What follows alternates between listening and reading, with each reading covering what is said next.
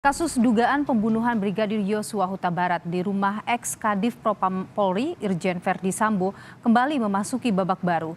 Hanya 3 hari setelah menyandang status tersangka, Barada Richard Eliezer alias Baradae kini bersedia menjadi justice collaborator untuk membantu aparat membongkar kasus ini.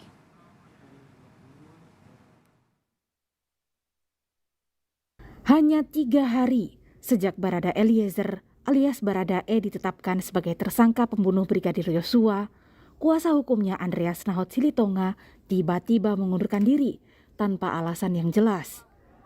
Surat pengunduran diri itu disampaikan ke Bareskrim Polri pada Sabtu siang, tetapi belum diterima karena hari libur. Penasehat hukum Richard, yang dikenal dengan Baradae, pada hari ini datang ke Bareskrim untuk menyampaikan pengunduran diri kami sebagai penasehat hukum Baradae. Mengenai alasan-alasan pengunduran diri kami, itu sudah kami sampaikan di dalam surat kami kepada Kabar Eskrim,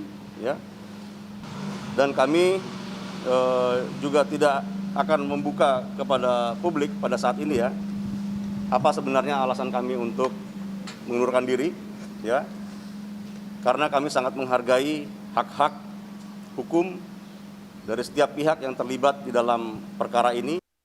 Entah apa yang menjadi alasan pergantian kuasa hukum ini, namun hanya dalam hitungan jam, Barada Eliezer sudah memiliki kuasa hukum pengganti yang ditunjuk Bareskrim Polri.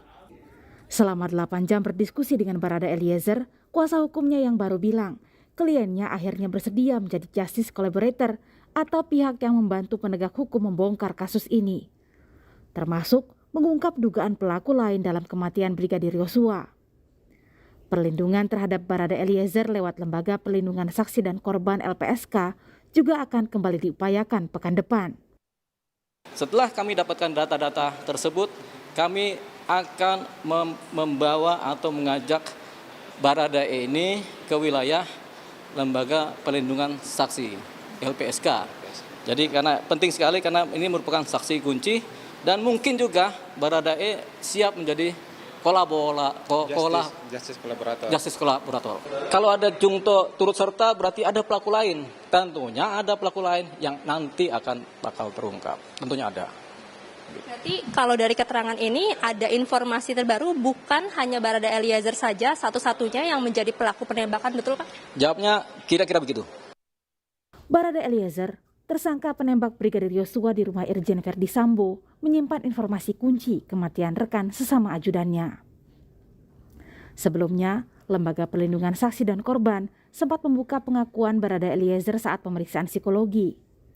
Saat itu, ia merasa tak menyesal telah menembak Brigadir Yosua. Saya mendengar itu tidak ada penyesalan, itu yang pertama.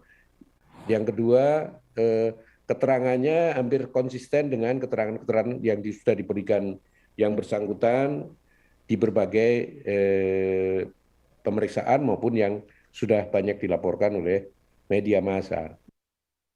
Psikolog forensik Reza Indragiri menilai pengakuan Barada Eliezer bukanlah hal yang utama dalam mengungkap kasus ini, karena dari setiap pengakuan yang disampaikan belum tentu merupakan kebenaran. Ada 3 jenis false confession, ada 3 jenis pengakuan yang keliru.